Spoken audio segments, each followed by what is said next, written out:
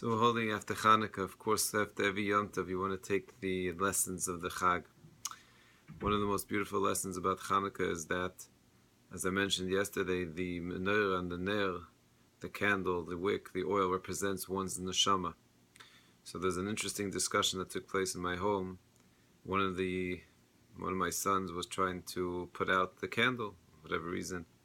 So the other brother said, "No, that's us. So you're not allowed to do that. You're not allowed to blow out the candles."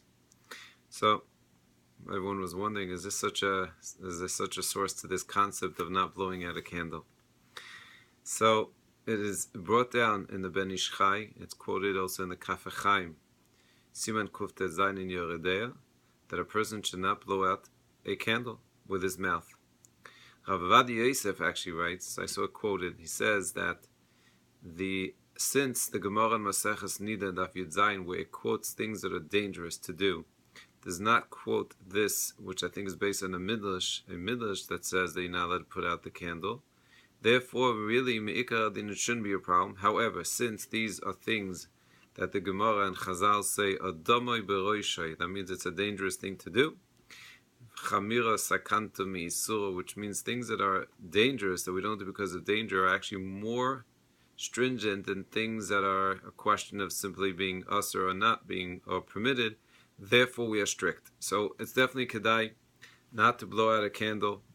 There's two ways of doing it. This is why the kids have fun going like that with their hands, or just waving it and putting it out. Those are the two ways. Again, if someone didn't know, it's okay. It's something that really is the reason for it given is interesting. One of the reasons is because, as we mentioned, the neshama is likened to a candle, to a ner, and therefore blowing out the candle is symbolic of blowing out the neshama. If you're putting it out, it's the same way. The difference is because the neshama came through the breath of the Rabbeinu Shalom. So every time you see a candle, in a way, when you think, why am I not allowed to blow out the candle, is because I'm remembering the gift that the Rabbeinu Shalom gave me. How did he put every human being that's created is coming from the breath of the Rabbeinu Shalom. That's how it started by Adam HaRishon. So we have the breath of life. We don't use our breath to put out the breath of life. It also teaches us an amazing lesson. A human being is here in this world, and so long as our neshama is still here, as we discussed halachically what that means, but on a simple level, we are here right now, we're alive today, the Rabban Shem gave us a neshama, we got to do the best we can.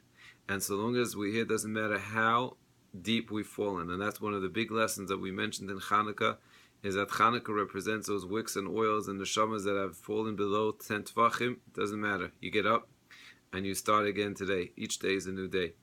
Especially, of course, the dieting is something that's customary after the 8 days of Hanukkah, where so much oil has been consumed and fat.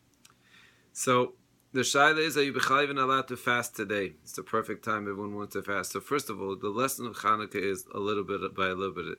I always suggest just take off sugar. That will be already an amazing accomplishment. And taking off the oining of sugar and having someone in mind is also a very, very big thing. Kedai to do.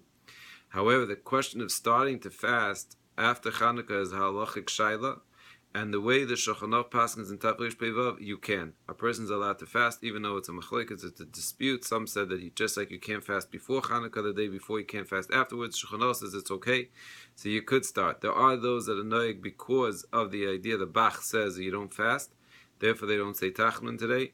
Probably it's also an extension of this beautiful Yom Tov, especially if you treated it like Yom Kippur, like a Rosh Hashanah, like the world of Tshuva. So then it's an extension. It's like an Isu Chag. But halacha l'mais you're allowed to fast. Those that don't say Tachnun are more by the Chasidim, and they have what to be Saimech on. And the Ikar is to take the lessons of Chanukah with us and have an amazing, amazing week. That we should remember, no matter where we are, we could get up. Number two, our neshamas are so precious, and every time we look at a candle, to remember that it represents the breath of life. And number three, it's small steps that count.